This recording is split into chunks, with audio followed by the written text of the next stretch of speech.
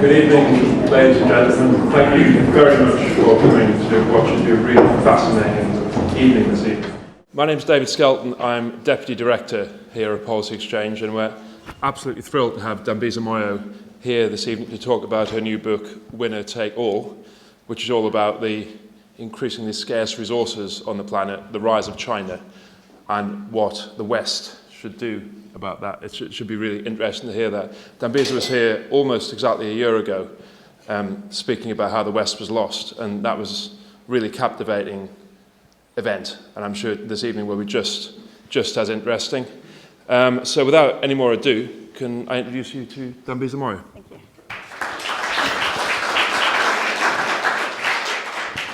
Can I steal your seat? You want that one?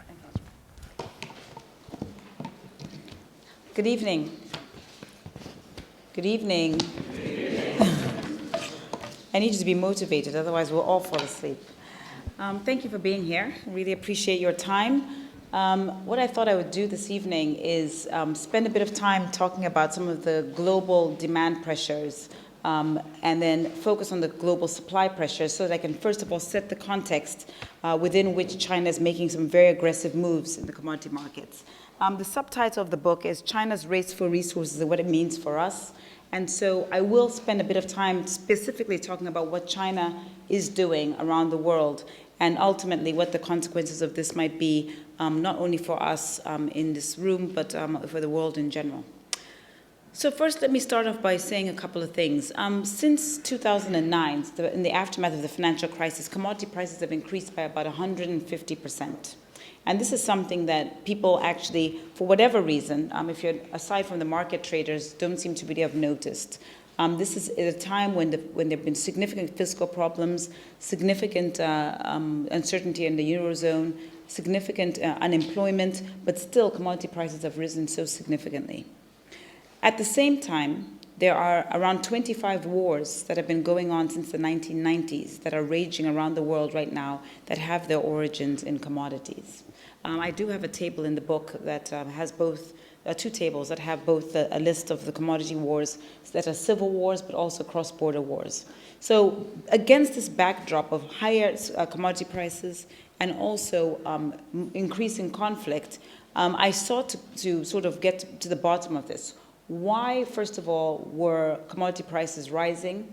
And more specifically, who was doing anything about it? Because if you think about the newspapers, it's only very rarely that we hear policymakers talking about commodity price risk and certainly about conflict. So it turns out, as part of this exercise, but more generally, I ended up traveling to about 51 countries around the world. I've spent a lot of time in the emerging markets. That's exactly, and we'll see in a few moments, where China is doing her most aggressive campaigns for many different resources across the commodity complex. But what I'd like to do first is give you a bit of flavor for some of the demand pressures that are emerging in the global sphere, and I will pepper my remarks with some of the more specific things that apply to China.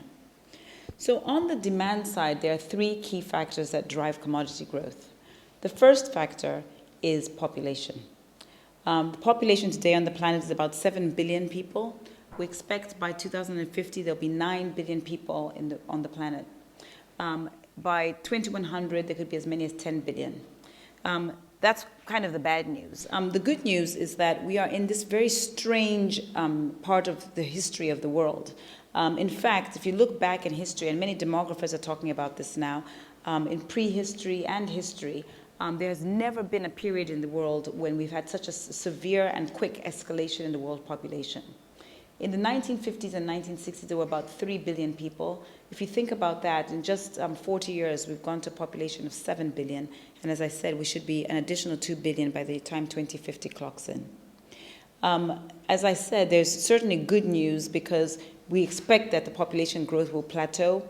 But even with these global pressures right now coming from demand, we expect that there'll be significant demand for many different resources just because there'll be more people looking to access the whole range of goods and services that depend so significantly on commodities.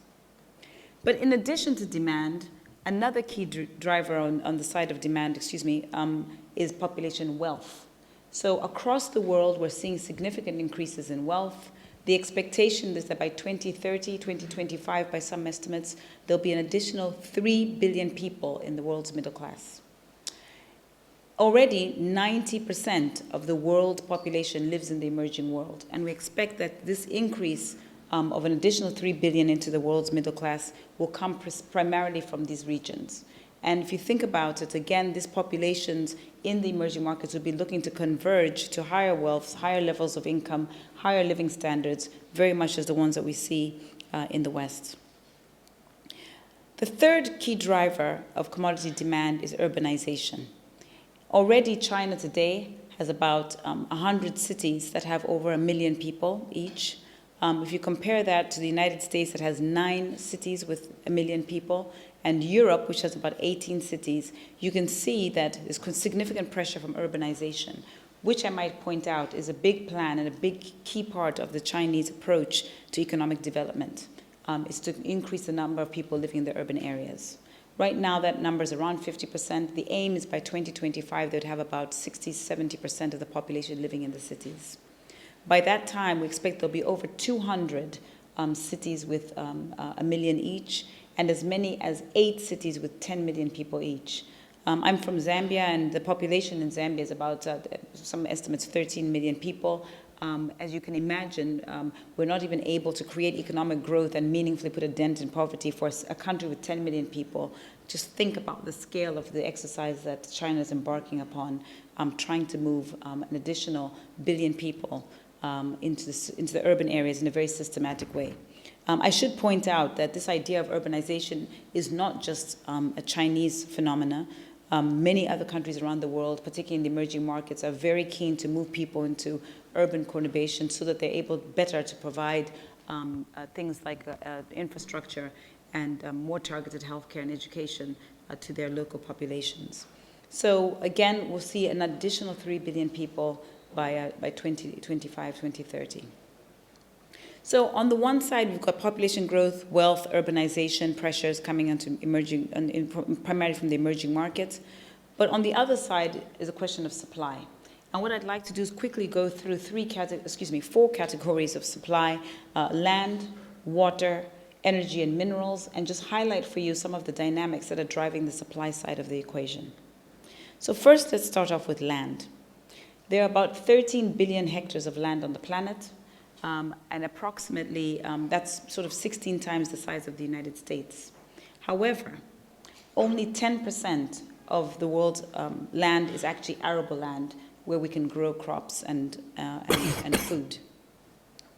In China, with a population of 1.3 billion people, they have 10% arable land.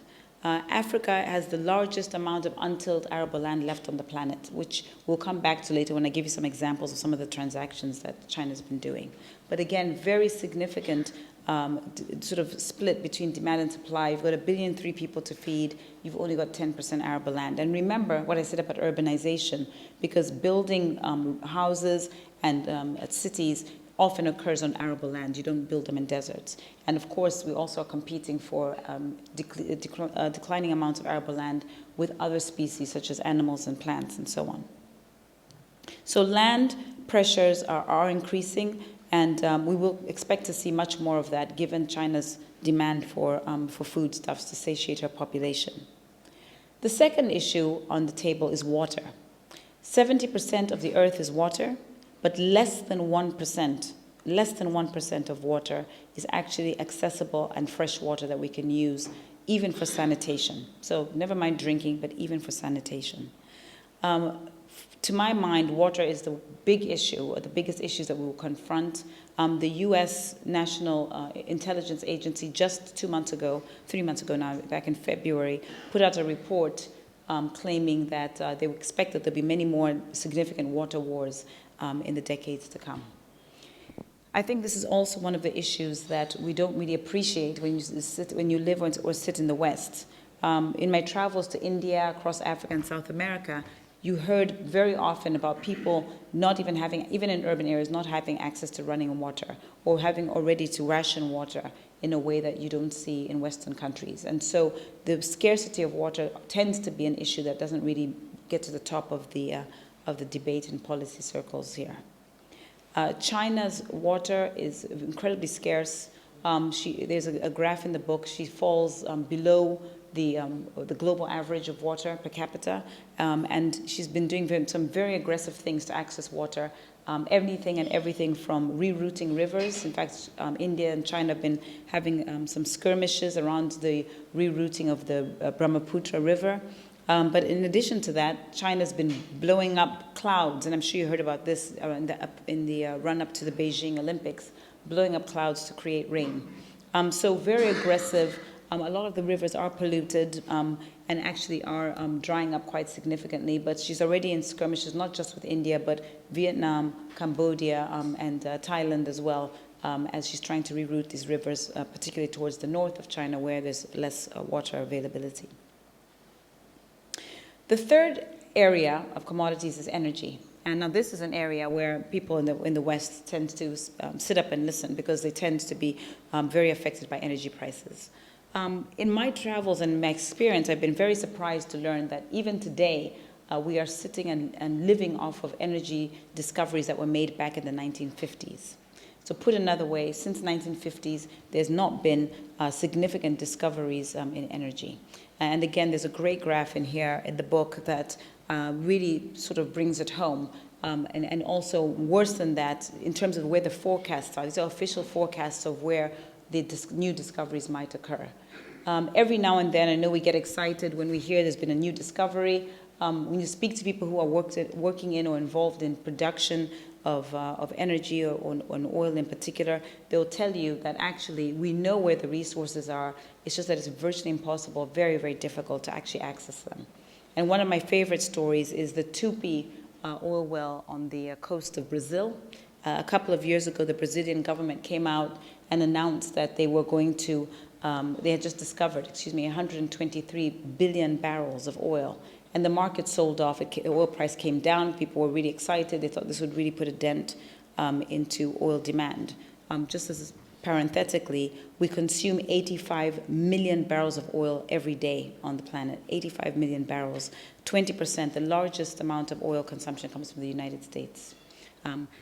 Going back to this Tupi example, the government announces that they found 123 billion barrels of oil.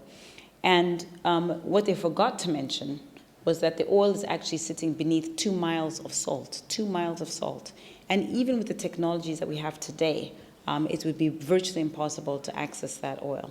And more than that, it would cost at least $500 billion.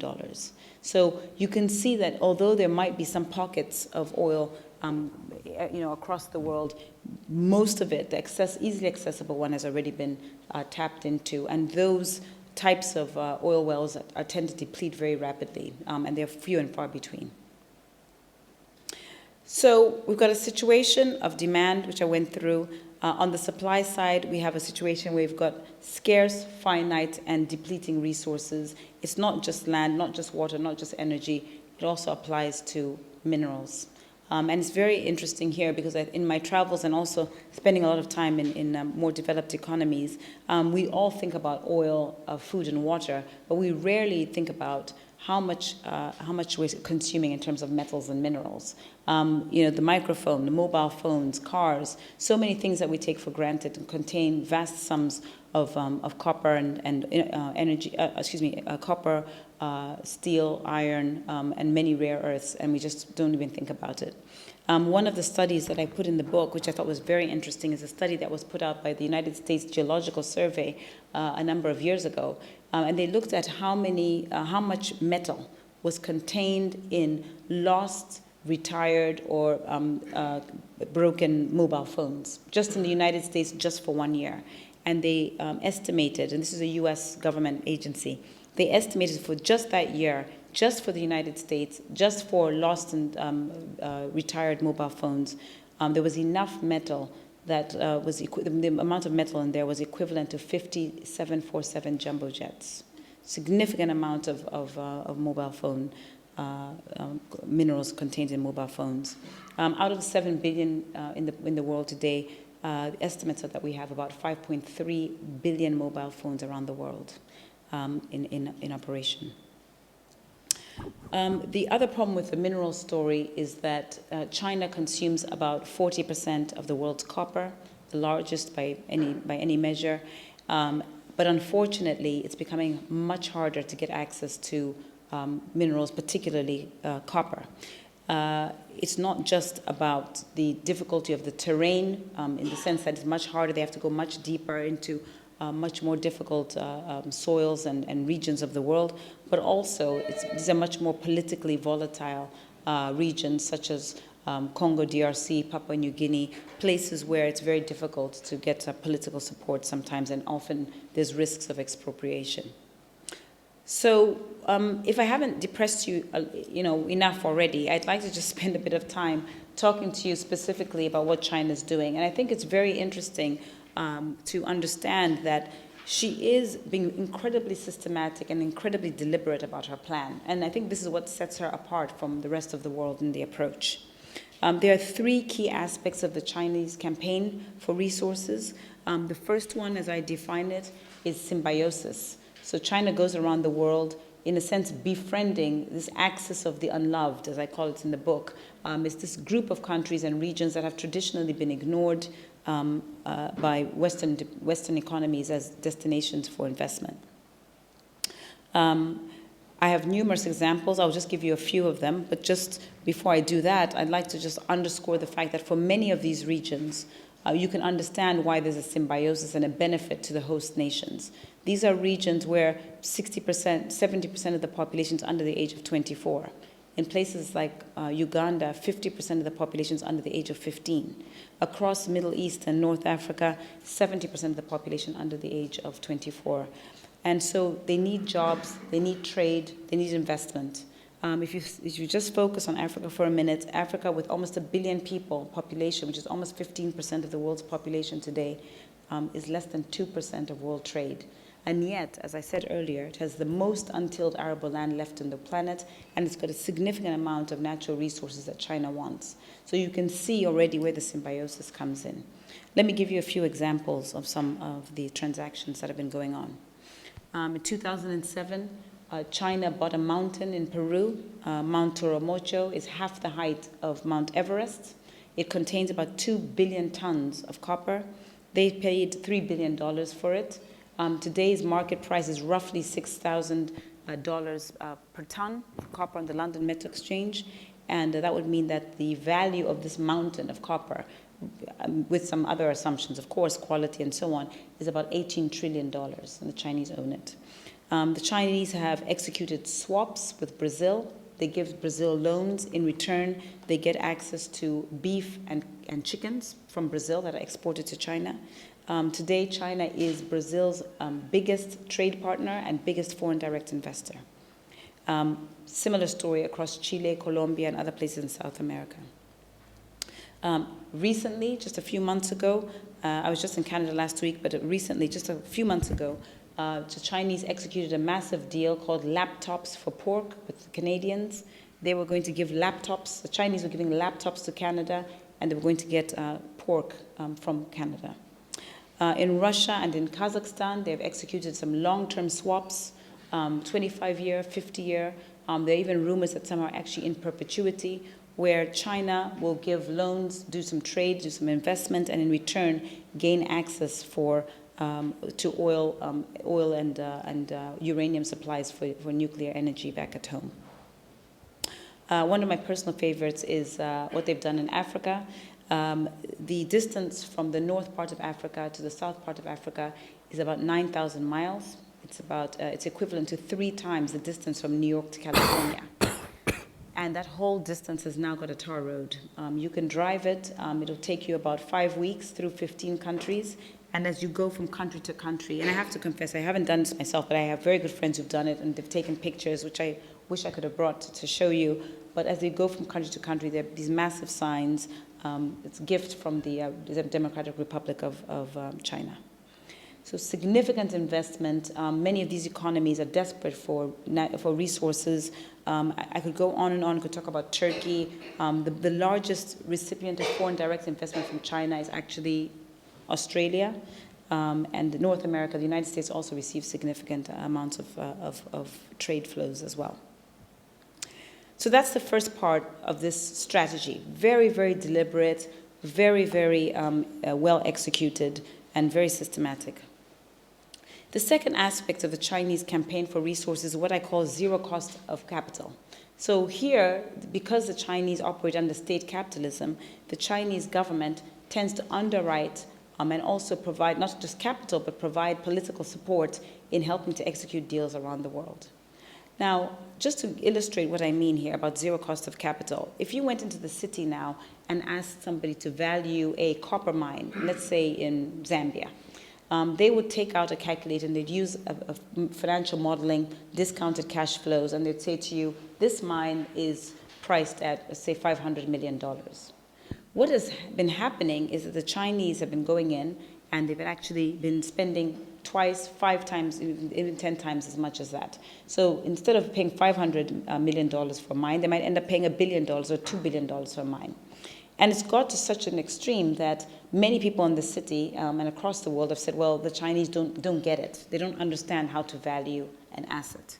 And what I'm arguing in the book is that it's us who are wrong. We should be asking ourselves, what must be true that China would consider it sensible to pay so much more for these resources? So whereas we say it's overpaying, what is it that they think it is that they'd be paying so much? And my argument in the book is that they think that there is a broader utility function in China. By all means, the Chinese government has got to deliver economic growth and reduce poverty in a meaningful way. People in China are expecting their livelihoods to improve. The political imperative is incredibly vulnerable in China if they're not able to deliver these economic growth on a sustainable path.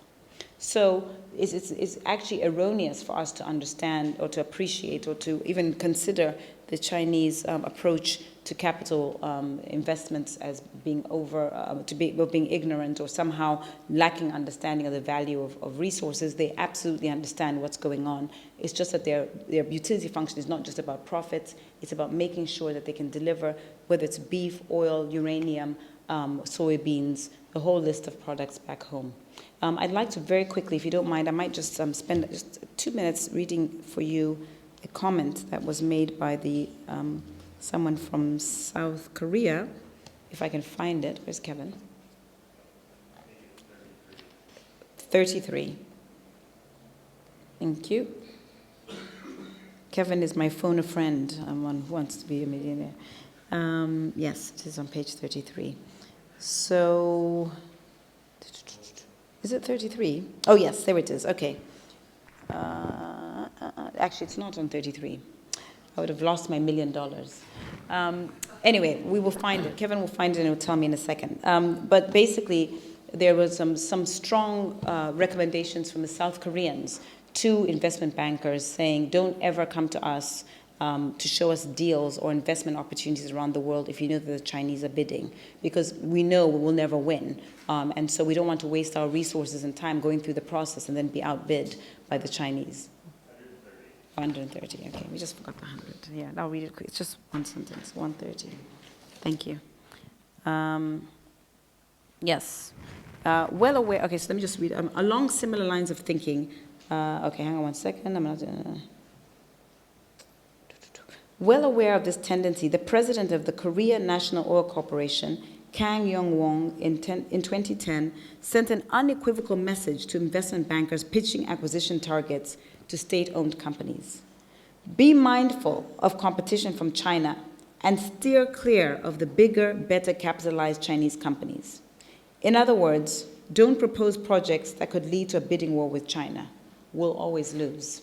And this is, I think, really a sentiment that is beginning to increase around the world. We can come back during Q&A to talk a little bit about what the implications are with respect to this sort of zero cost of capital and the fact that there's almost an unlimited amount of capital that the Chinese seem to have to pay up for these resources. But it's not just about the money, it's also about how systematic the process is. They're doing everything from organizing who the shipper is going to be, who's going to build the infrastructure, who's going to build the mine, who's going to pay food to the people, the workers at the mine. So it's a seamless operation that these commodities are being taken out from South America or from Africa, or they bought ports just here around the corner in Greece. They buy these resources, make sure they can be transported to ports, and then shipped directly home, completely integrated from the extraction to the delivery back at home.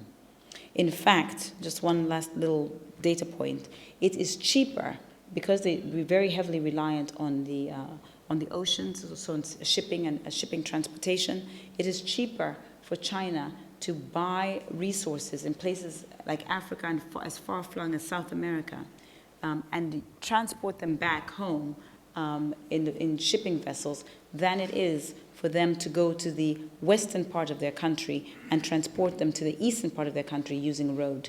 So very, very, very systematic and deliberate approach in terms of their execution plan. The third aspect of the Chinese campaign is that China has become what in economics we call a monopsonist buyer. This is a price setter or a key buyer, go-to buyer that sets the price in the market. Already many traders think that for copper and for coal, China is a monopsonist. Just to give you some more sort of homegrown examples of a monopsonist, you could think of a government as a monopsonist in terms of military purchases and armament. So the government has many different suppliers of guns, for example, or bombs, and because the government's the only buyer or the main buyer, they're able to determine what the price is going to be. A more PC and maybe more friendly example is think of a large supermarket that exists in a farmland. So in the United States, it would be maybe Walmart in Iowa. They could have thousands of farmers growing tomatoes, but Walmart is the only buyer. Walmart can then say to the farmers, I'm only willing to pay 30 cents for a tomato. And the farmers are almost beholden to Walmart. So China has become that already in the minds of many traders in copper and coal, and the expectation is that we will see much more of this monopsonistic types of behavior across many other commodities that are publicly traded. So, given this backdrop, where do I see things heading, going into the future? Well, I think commodity prices are going higher. I know that there's a sentiment right now that the global economy is slowing down, and that perhaps we won't see. We'll be seeing the end of the commodity cycle that we've seen, as I mentioned to you earlier, this rise of 150% over just 3 years. However, I'm not alone in thinking that we'll see commodity pressures continue. The IMF last month in May put out a report forecasting that commodity prices will rise by about up to about $200 a barrel by the end of this decade. The Energy Intelligence Agency, administration, excuse me, not agency, I always say agency, administration also forecasts close to $200 a barrel at the end of this decade. And just yesterday, Goldman Sachs also put out a report thinking that by the end of this year, we'll be seeing a 29% increase across most commodities. And this is not just tactical, or should I say short-term pressures on commodity prices because of weather or political instability. This is really emphasizing this fundamental structural problem that we have, that demand is far outstripping supply. I'm afraid we're going to see more conflict.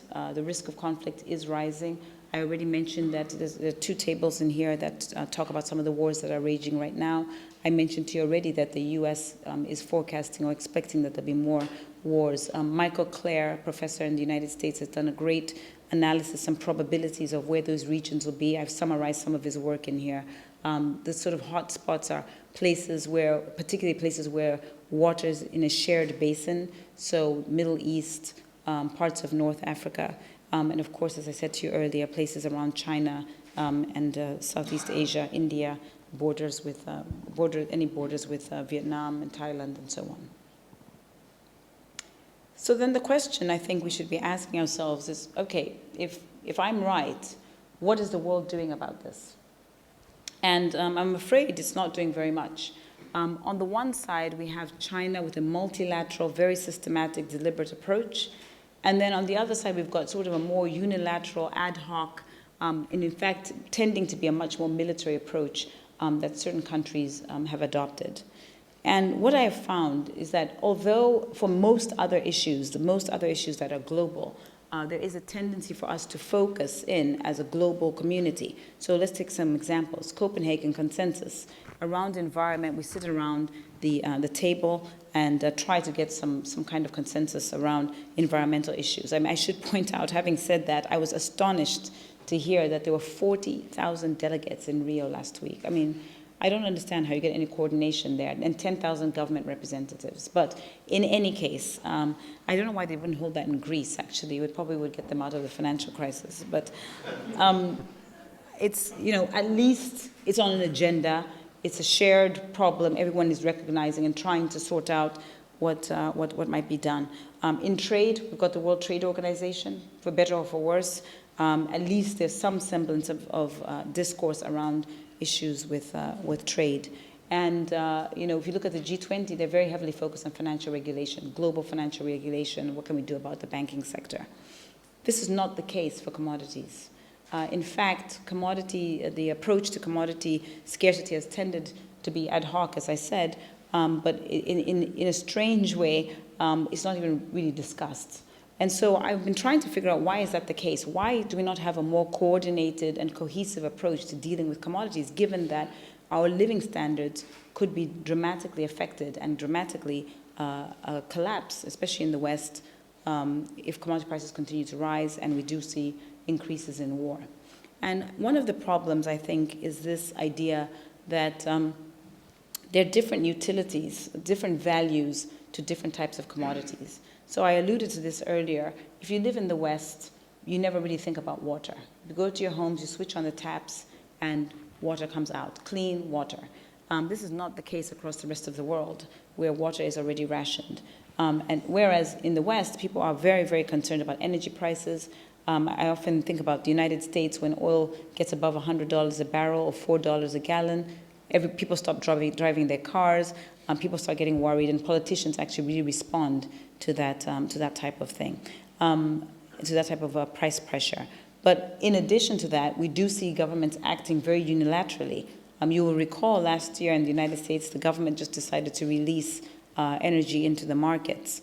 And it's very uncoordinated, very utilitarian. If the U.S. thinks that oil prices are too high, they'll act, often very unilaterally.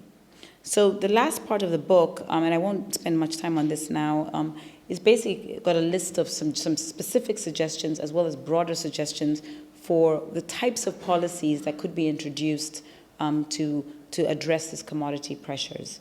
I have given some suggestions both on the demand side, so things like consumption taxes and things that could actually influence people's consumption of different resources. But I also have given a number of suggestions on the supply side, so subsidies, grants for R&D and innovation. My personal preference is more on the supply side, because I think it's very difficult to try and go to the emerging markets and convince people that they should curb their consumption. I think, if I may use a cliche, the genie is kind of out of the bottle. People want to actually enjoy Western standards of living, and it's virtually impossible to convince them otherwise. And so I think where we have a lot of scope, and I think where I've been quite disappointed with the leading economies of the world is that it's really more in terms of innovation, alternatives, technology, which has bailed us out in the past. Things like desalination, things like nuclear energy are very highly used now in places like China. China is a leader in solar power. Beijing has more solar powers in use than anywhere else in the world. In terms of desalination, China and Saudi Arabia are leading in this space and area as well. So I'll leave you with this last kind of crazy thought. I don't think it will ever happen, certainly not in my lifetime. But the U.S. is spending about $700 billion every year, almost $1 trillion every year out of $15 trillion GDP on military expenditure. The second most amount spent is China. China spends about $100 billion, so a drop in the ocean comparatively. And her GDP is about 7 trillion. China is spending more on innovation and investing in R&D to find solutions to resources than it's spending militarily. So we can talk about some of the bigger scandals. I mean, I'll leave it for Q&A, but things like neocolonialism, issues around prisoners' use and labor laws and all this kind of stuff. I'll leave it for Q&A, but I think the more interesting question, where I think there might be some scope for change, is even if the U.S. used just a fraction of their military budget towards innovation and R&D, not only would we get potentially solutions to some of these big commodity crises, but I think there's also a very good chance that we'd end up with fewer conflicts and more peace. I will stop there. I could go on and on about some of the more controversial stuff, but I imagine it's 7 o'clock. I should maybe let people ask questions. Good time for Q&A. Yep. Okay, fantastic. Thank you.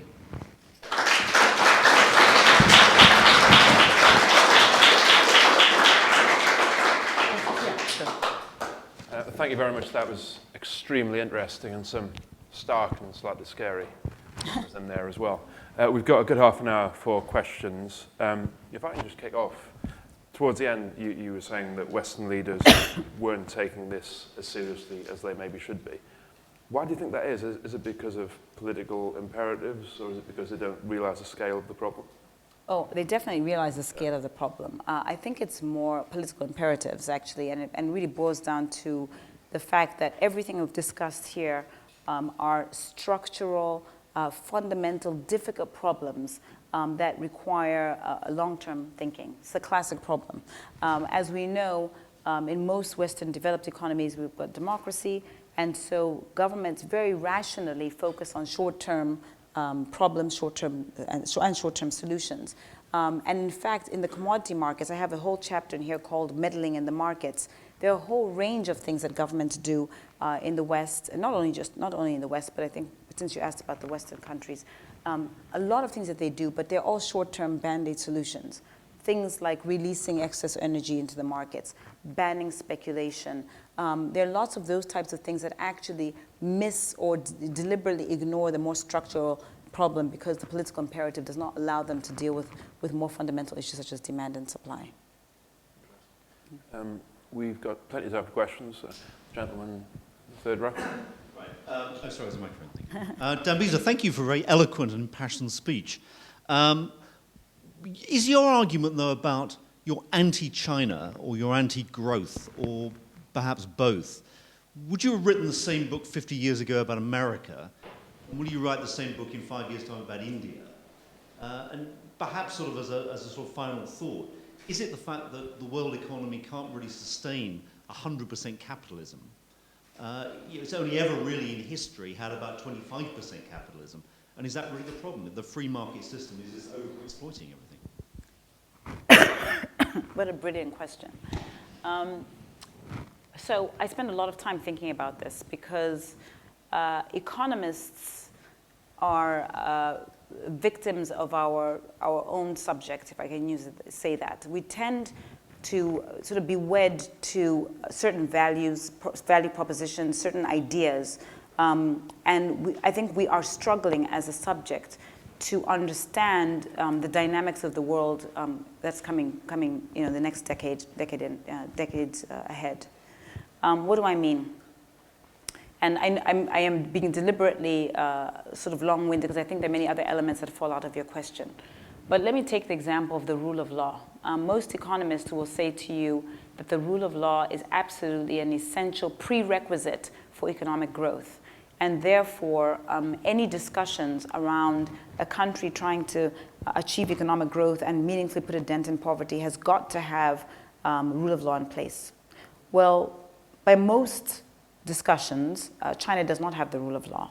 However, we expect that by 2020, China will be the largest economy in the planet, even though it may not be on a per capita income basis. Today, it's about number 100 per capita. So my answer to your question is really, I don't know. My favorite book right now is a book called Future Blabber by Dan Gardner, because I think it's forcing economists to say we actually don't know what's going to happen. What I can say to you with certainty is that rather than thinking about what a lot of the discourse in the West is, China conforming to Western standards of economics, Western standards of politics, I think what we are missing is what might the world look like if the rest of the world ends up conforming to what China is purveying. And I have to say, having traveled around the world, to me, there is particularly in the emerging markets, it's becoming more and more difficult to make the case for democracy and or capitalism as we know it. So where corporates are taking a big chunk of responsibility. And it's becoming an easier case to make for the absence of democracy and the importance of state capitalism around the world.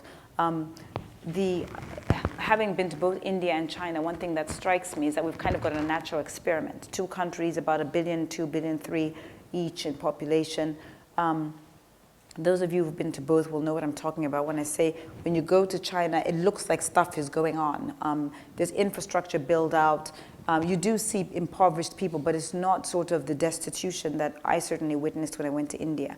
India, which is a democratic state, it's got many of the values and even the capitalism, although it's got a lot of corruption and a lot of cronyism, it just seems very disorganized. It doesn't seem to be making the significant inroads that China has in terms of reducing poverty and increasing economic growth.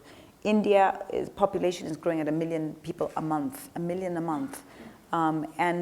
I can't say for you for sure what the world will look like. I mean, but I am spending a lot of time thinking about this.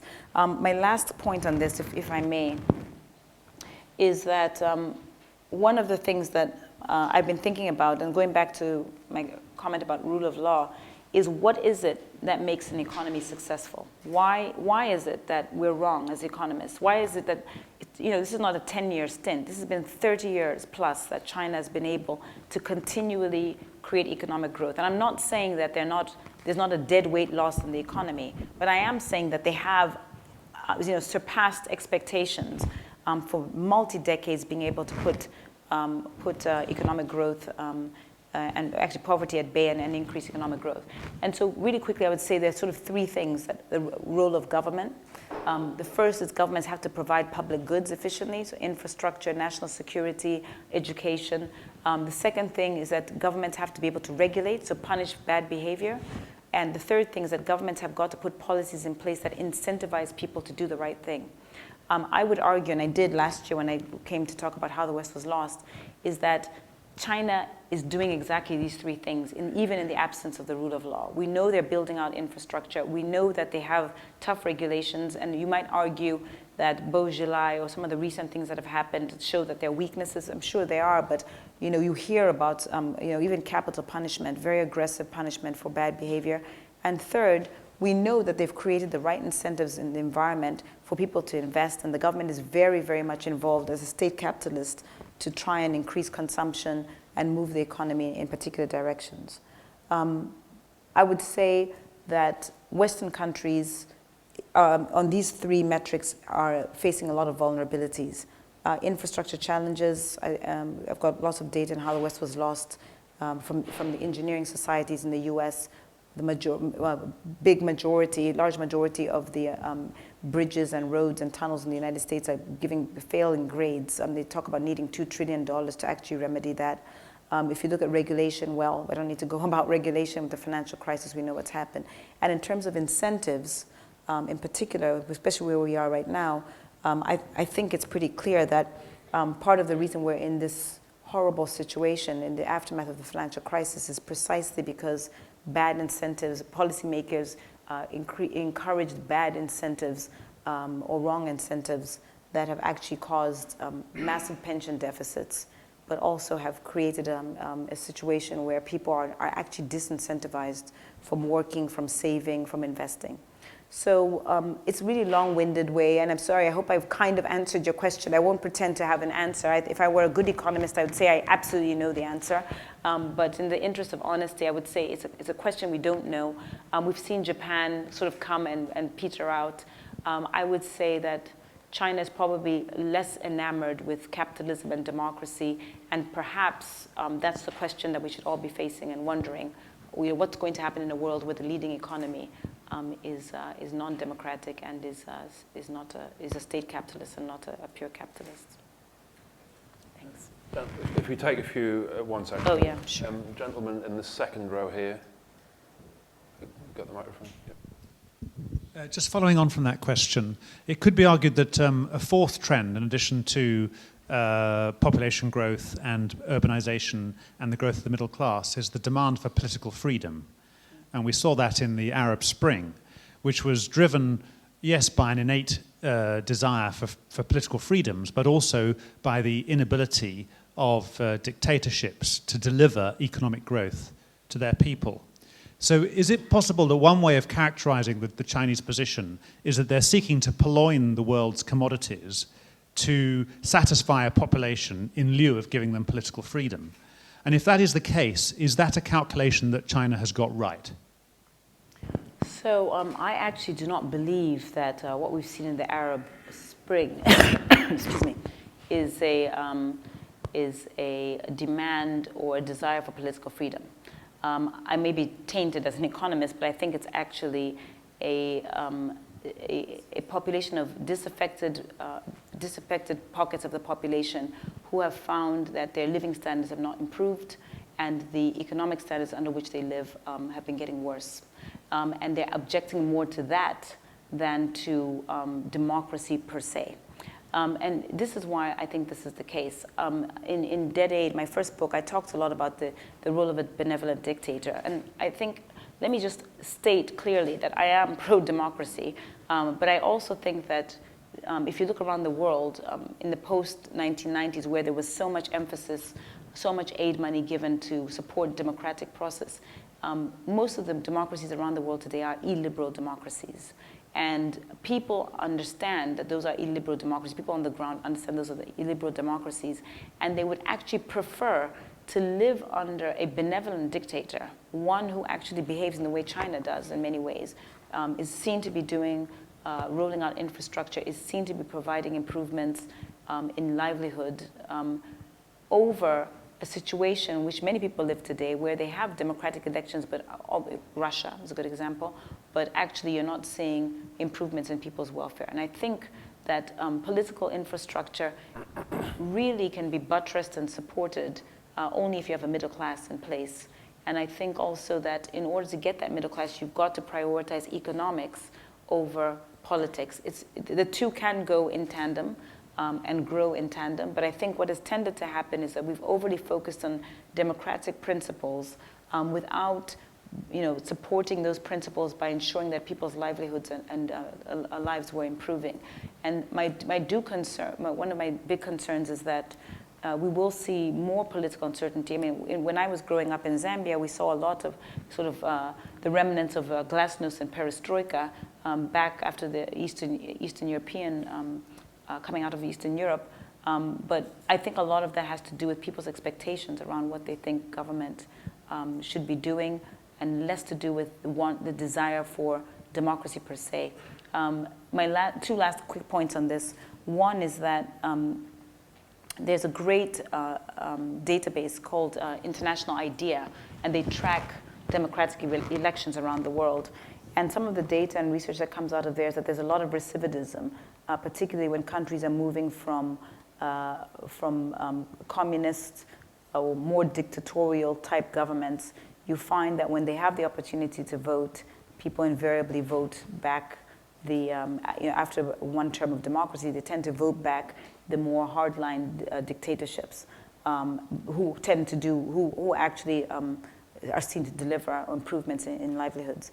But the other point, which kind of ties into the earlier question, is that if you go back to 1948 and the Universal Declaration of Rights, human rights, even there was a schism around what is to be prioritized. Emerging market economies believed that the basic human rights were like access to water, access to food, access to education.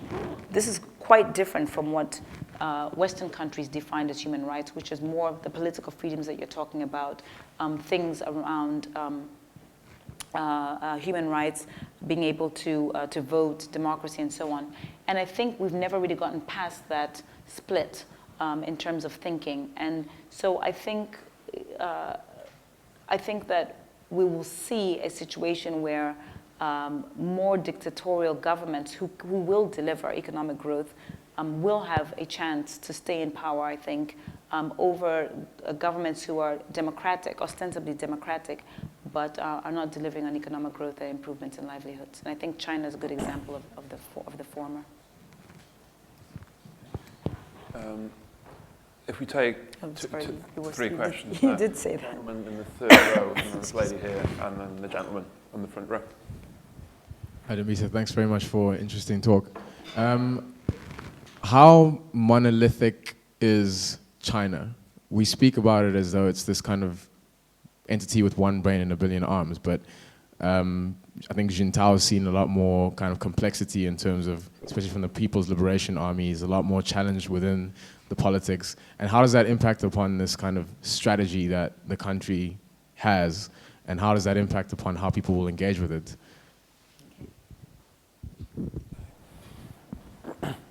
Thank you for a fascinating talk. One possibility for solving the shortage of commodities that I've heard about is finding them in space. There are a lot of them. It may sound far-fetched, but we've been focusing on space exploration going further, rather than thinking how we can use the resources that are there. With a lot of countries cutting back on their space programs, and arguably some of that military spending might be better spent on thinking about some of these ideas. I gather that China is the only country that's looking into this, and I wondered if you'd come across that in your research. Space investment. Okay. One more here. Yep. Space to look at commodities because they're there and bring them back. Yeah, yeah. Mm-hmm. Just a quick question to close it off. Due to China's economy growing in power, how do you think our living standards will drop by a lot? And if so, how soon?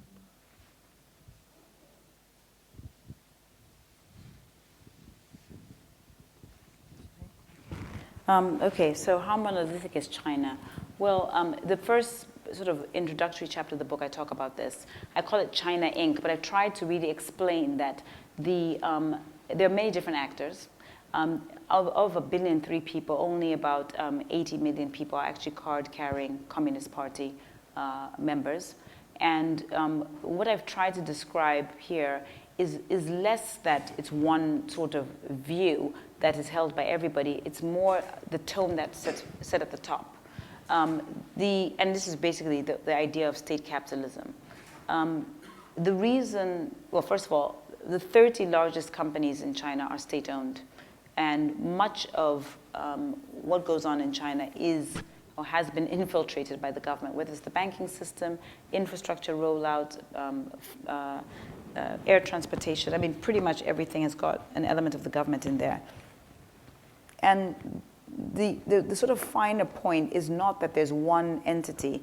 It's more that the legislation and the legal environment, if you will, actually dictates that it's not an individual profit motive that matters most.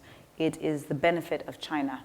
And that is actually something that's permeated throughout the country, but also drilled down into corporate activities. And in that sense, because the corporations benefit from the government's interventions and government participation, I think it's a reasonable assumption. It's not a perfect assumption, but I think it's a pretty reasonable assumption to understand the actions of the Chinese government as having, I should say that the Communist Party, because the government is really an instrument of the party, the Chinese Communist Party as being really the puppet master for all the aspects of the economy. It's very different from what happens in the West. I think Ian Bremmer described it as in the West, in China, the government controls the corporations. In the United States, it's the corporations that control the government. And so the attitude is quite different and the approach is quite different. What does that mean for the strategy? I think, and I know this for a fact, the Standing Committee in China, so the 25 and the nine key members of the Chinese Communist Party, they all, I mean, it's so interesting. And may I recommend a book, actually? It's called The Party by Richard McGregor. is a great snapshot into how they operate. Every single area is finely tuned. If they decide that they need to do something in transportation, so let's suppose infrastructure, domestic infrastructure, they have one person in the Standing Council whose full responsibility is to focus on infrastructure, and this person will call in all the major corporates and say, this is the plan. The plan is that we need to have 85,000 kilometers of road by this date. You're going to bring the cement, you're going to bring the workers, and it's seamlessly, of course I'm sure there are sort of issues in between, but they have to work together, and they do work together. If you contrast that with the way corporations work in the West, and again, Ian Bremmer writes a lot about this, it's very interesting, some of his work. Actually, think about 3 corporations, or let's suppose 3 supermarkets, Tesco's, Asda, and Sainsbury's, going to a meeting. In the meeting, they'll be very cordial, but they understand each other to be competitors. And actually what China's doing is it's forcing its corporations to work together, whereas in the West, the essence of capitalism is to force competition amongst actors, domestic or international. So I think that this state capitalism does provide China with an edge over other economies, but I do think that one of the big risks is that there is a deadweight loss. This system is inefficient in many ways, and I think many economists would say at some point it has to blow up. I'm just saying, I think if we look at it, if I really force myself to think about it in a sort of Western educated lens, I think it could blow up. I don't think it's going to be anytime soon. So hopefully I've answered that question. Space. I know they've done a lot of space stuff recently. I mean, I don't know more than what I've seen in the press. I didn't really come across any sort of big plans for space. Having said that, they do so many amazing things. I talked about it already. I mean, they are blowing up clouds to get rain. They are, moving whole rivers. They do some pretty crazy things up there. But the GM foods. I mean, people here recoil at the idea of GM. They actually really don't care. They are trying to provide food at pretty much any cost, so issues around productivity of food and so on are quite key. I wouldn't be surprised. I would not be surprised if they are going to start thinking about those type of programs. I wouldn't put it past them.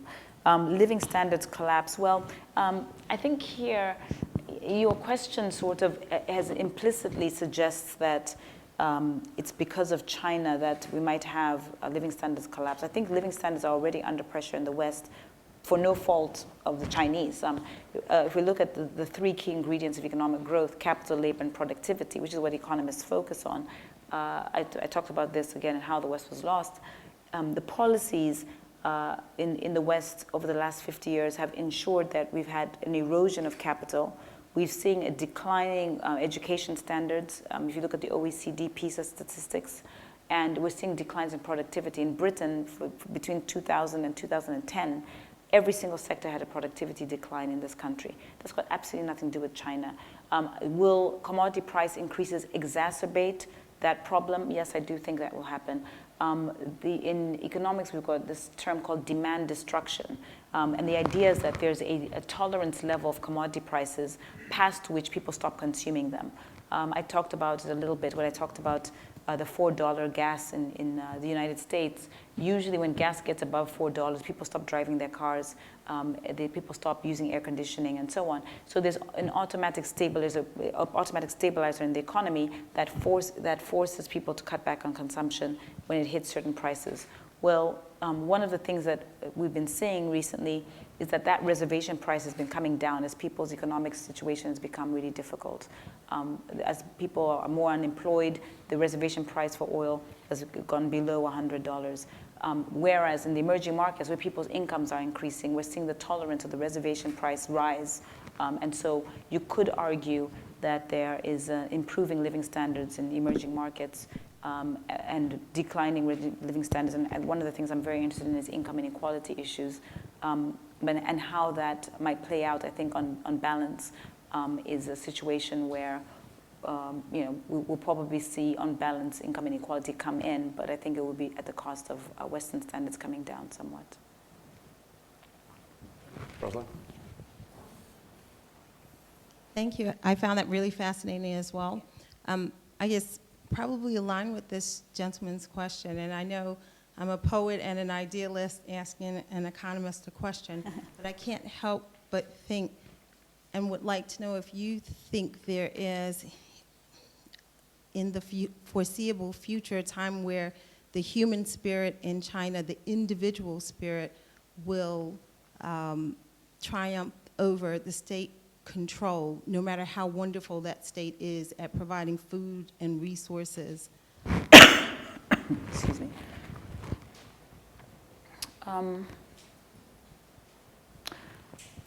Let me answer you in this way. Let me answer you in two ways. The first thing is, I don't know how much time you spent in China, and I don't know how many people have actually been to China in this room, but I think people who have gone to China from the West, and actually I should say not from the West, shall we say from the rest of the world, have tended to be pretty surprised at how much political progress has been made over the last 25 to 30 years. China has problems, but I think that it's probably over-egged or over-stressed than what is actually going on the ground. And let me give you some statistics that don't come from China. These come from the UK and also from the US. Every year, about 50 million Chinese leave to go on holiday. And they could leave. They almost all go back. You would think, well, if it's so bad at home, most of them wouldn't go back. The other thing is that there's a lot more movement at home. That was very restricted 20 years ago. People could actually move around much more easily. There's a great paper called The Long Road to Democracy. It was a foreign affairs paper. It came out about 3 years ago. It was written by an American, John Thornton, who moved to Tsinghua University in Beijing.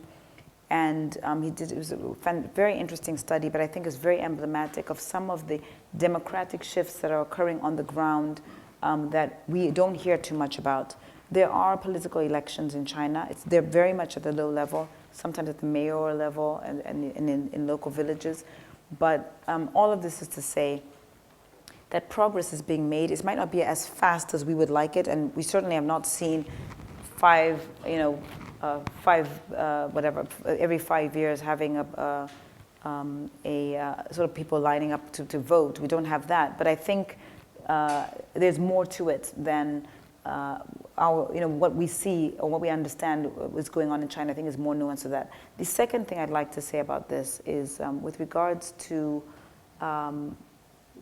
what people want and what might be driving people's motivations. So there's a lot of work, and in fact, tomorrow I'm going to be on Newsnight with Joe Stiglitz, the Nobel laureate, who has written a lot about, he did a lot of work with President Sarkozy, former president in France, on happiness indices. Because a lot of people don't like GDP, and they say, well, why can't we use other indices? And they did a lot of work to try and find alternative types of measurements.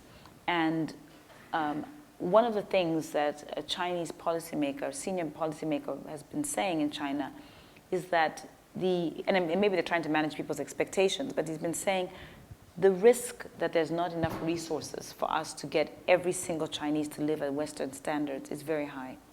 So there are only two options. Option one is we continue this massive campaign to try and secure resources, maybe even end up in space trying to do that. Or somehow we've got to convince, and they're very serious about this, convince the population that there's another model. There's a different utility function, which I'm sympathetic. I'm not, I find it hard to believe that that's something that would be easy to do. So all of this is to say, I hear what you're saying. I think there are significant movements in many different pockets of policy making and economics to try and figure out if there's some other measurement, some other way to move away from this traditional way of thinking of utility. But I'm not very sanguine that that's going to be easy to execute. I find it very hard. And I think if anything, it's going to be very difficult given that China has been so successful and so many people around the world are looking to China and believing that they too can see significant improvements. But I am sympathetic to what you're saying. Sorry, we're doing the three, aren't we? Yeah, if we take, I think we've got time for 3 more questions. Okay. Lady in the second row, gentleman 4 back. If we take the lady in the second row first. gentleman far back, and then the chap with his hand up towards the back. Good evening, and thank you for a really interesting talk. What I wanted to ask you about are your feelings. What is the role that China has played in certain countries which are war-torn, specifically the Democratic Republic of the Congo, and their pursuance of ore?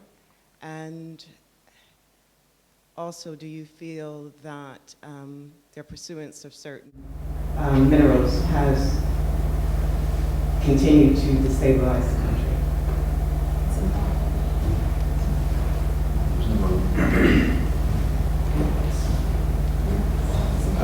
Firstly, I have never been to China. I haven't read the book, so bear that in mind for the question. But I'd just like to get your point of view on two, I suppose, counter-arguments to both the supply and the demand side of your thesis, I guess.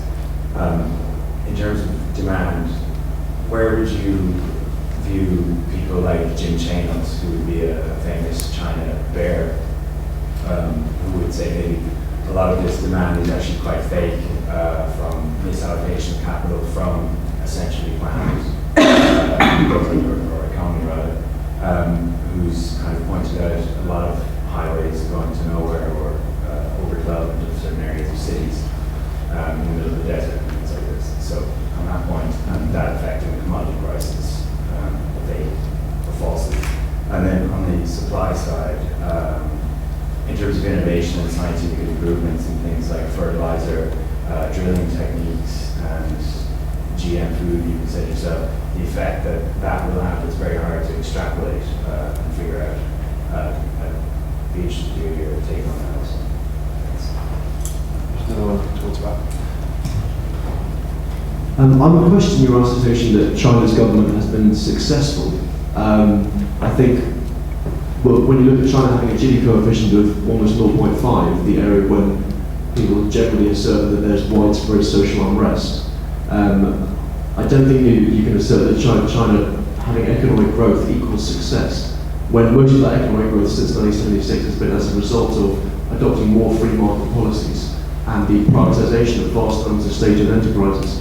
My question would be, I wonder if you can give me an example of a state capitalist economy that has had both sustainable and lasting growth in the past 500 years. So I can't think of a single one. Do you know what the Gini coefficient of the United States is? Off the top of my head, no. It's about the same. And there's widespread social unrest. Well, I don't think widespread, I think that's a bit of an overstatement. Widespread? I don't think so. I'll come to your question. So do we take one more? Or that's Do you want to? Ladies, you argue that this sort of exchange between China and the countries that it is such a symbiotic. But I wondered, like, what are the political costs of China acquiring resources? So there was a question asked earlier about China's sort of reluctance to engage in places like the Congo and Sudan because of its interests there, but also more sort of locally in terms of like labour laws not being enforced or standards in factories and things like that. Okay, thank you. So the first question, so I guess the first and last I can probably answer together. So I take the following view. I've been to Congo, DRC, and when I first went there, which was not too long ago, it probably was 04, 05, there wasn't a single Chinese company there. It was mainly Western companies. And they're very public, so I could name them for you. Freeport was there, a lot of Australian companies were there. And there was, I would say, there hasn't been much discussion about what the role of these companies were doing in terms of destabilizing the environment there. I'm not trying to apologize for China and say China's not destabilizing, but I think if we start pointing fingers at China and expecting somehow that China is going to behave in a particular way or is going to alter a political environment, I think we're going to miss a more fundamental question, which is what is the role of government in terms of upholding the standards, labor standards and environmental standards that we're just talking about now. And I think one of the things that infuriates me quite a bit, and I have to say, I've actually written an article which is coming out this week in the New York Times, which is exactly on this question. And I don't know, a lot of people probably won't like what I have to say about it, but I think that it's very easy to condemn the Chinese. The Chinese are simply, and by the way, not just the Chinese, as I said, it's many other countries around the world, are taking advantage of a weak political environment to sort of run roughshod over many labor standards and environmental concerns that we would actually think are unacceptable. So the question I think we should be asking is, why are those governments weak in the first place? And perhaps unsurprisingly to you, in the room, I would say, is we've just spent 30 to 40 years in where most and many of these economies are actually very heavily aid dependent. And the aid dependency culture has actually caused a situation which has severed the link between individuals on the ground, the individual citizens, and the governments at home. And so there's been this lack of accountability because the countries, the governments in these countries have been very rational in courting and catering to external donors. Now, what does that mean for an environment where there's no more aid or dwindling aid given that donors, traditional donors are now struggling themselves financially? I think that there is a risk, still because these governments are quite vulnerable.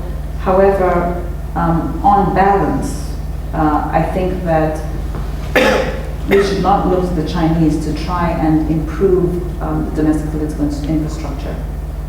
I think that there are more positive externalities emanating from the Chinese being investors in these economies, and because, coming back to the original the question earlier, because I believe that we can get to a place of holding government accountable if we have a bigger middle class in these countries, I am actually optimistic that the Chinese being in Africa and many other places around the world can help to improve people's livelihoods, increase incomes, and therefore help people become hold governments accountable. There are risks, of course. One of the big risks of this whole China thing is that we're talking about depleting assets. The life of a mine is about between 15 and 25 years. It's a great mine. These are finite, scarce, and depleting assets, and I really don't think, and having spent a lot of time with African leaders, many of them don't get it. They think it's a permanent flow, which is, I think, is quite dangerous. At the same time, I think that if you look at Transparency International numbers, the Corruption Perceptions Index, which they put out every year in sort of September, October, there have been improvements in the incidence of corruption, so declining incidence of corruption across many African countries. And I'm not saying that there's a causality, but I think that's an interesting correlation that we're seeing less corruption in a time when there's more Chinese involvement in Africa for sure. Look, it's not easy, and I don't want anyone to leave here and think that the Chinese are great and should have a red carpet. I think it's a very, very complex relationship. I do worry that there's a lot of naivete, in many places around the world, Turkey, South America, conversations that I've had, governments don't seem very clued in, that they don't really understand that these are depleting assets. They think, 25 years if you're a democratic president is a lifetime. But I don't think, I guess, I really don't believe that it's the responsibility of Western journalists or the Chinese government to alter the political infrastructure in these countries. I think it's going to be a painful experience. People in Africa have to be very responsible about holding our governments accountable. You know what, the good news is that it's happening. In Zambia itself, there have been lots of skirmishes. People are becoming incredibly demanding of the government. They've got to make sure the Chinese behave in certain ways. And as I said, I don't think it's going to happen overnight. It's not going to be painless, but I think it is happening. Very quickly on the other points, Jim Chanos, I don't know if you know this, Jim Chanos has never been to China. Yeah, I know that. So my view is, honestly, people should go and have a look personally before they cast very strong comments and aspersions about a place. I think it's very surprising how bearish he is, given he's not been there. I do think that there are places where they have oversupplied infrastructure. However, if you look at the data, and I have actually I've traveled across to many cities in China, a lot of it is low quality infrastructure build out. And one argument is that the United States, with a per capita income of $45,000, is 10 times the capital stock that China has, with just a fraction of the per capita income the US has. So you could see not only an increase in increase in capital stock, more investment in infrastructure, just by virtue of the fact that they're increasing their per capita incomes, but also that they're looking for more quality build up. So I do think that there's still a lot of scope in that sense. Do I think that, the other point on this is that to say that we should be short commodities because there is sort of inefficiencies there, and I think there are inefficiencies. This system has got a lot of inefficiencies, but to say that we should be short commodities, I think the more sort of savvy answer to me would be we should not be long all commodities. We should not be buyers of all commodities. I think there's some commodities in an environment where the Chinese government is now trying to change policies, moving away from investment to a more consumption-based economy. There are some commodities that I would be short. I would say I'm not interested in those commodities. For example, they built 85,000 kilometers of road network. It's more than the US. US is about 75,000. Would I buy iron ore? Maybe not. But foodstuffs, steel to build indoor plumbing, protein, more high quality protein food, things like copper for mobile phones, for cars, steel, that kind of thing. I would definitely be a buyer of those things, because even if they're moving away from investment towards consumption, I think that they would be big buyers of that. GM, I think your question was just basically, do I think that they're going to be investing in that? Is that what? No, basically how advancements that we can't foresee right now. Oh yeah. As in the 50s, we didn't foresee some of the incredible improvements in yield per acre to feed hundreds of millions of people in the stream. I'm very keen and interested in more innovation. I think that I feel like I'm kind of a realist as well. I believe that we should, and I hope we get more of those innovations from the West, because that's where the technology is, and that's where the smarts are, that's where the experience is. One of the reasons I wrote this book is that I'm quite frustrated that there's not much more emphasis on sort of cutting edge technologies to really move the needle on the provision of energy. I know two people who are actually very keenly involved in this. One is Bill Gates. He's doing a lot of trying to get nuclear energy on the table in the US. The Chinese are all over nuclear energy. And the other guy is a man named Vinod Khosla, who's done, I don't know if you've heard of him, he's doing a lot of stuff in energy. I mean, his stuff is kind of really out there. More black swan, sort of trying to squeeze water out of a rock, but very interesting stuff. But I think that those types of innovations, I should hope, and I spend a lot of time going to San Francisco to try and hear what sort of innovations that people are looking at. There's a great company, a private company in Canada, also looking at nuclear fission. Those types of things are what I think China would be, let's say, taking some of the technologies home to try and use. Very quickly, so Gini coefficient I kind of addressed already. I think that I'm not sitting here and saying there's not going to be social sort of volatility in China. What I am saying is that the political infrastructure in China has the government absolutely wholly focused on making sure that that doesn't happen. They want to stay in power. They've got to make sure that they stay above poverty. And they are looking to try and change the income inequality problems. The 2010, as you probably know, every 5 years the Chinese government puts out a report that basically lays out very explicitly what their plans are for the following 5 years. So the 11th 5-year plan came out in 2010. And a lot of the proposals in there are actually more subsidy feel. They're subsidizing households in education, subsidizing households on healthcare, trying to encourage these households to spend more of their money on what we call white goods, washing machines and cars and so on.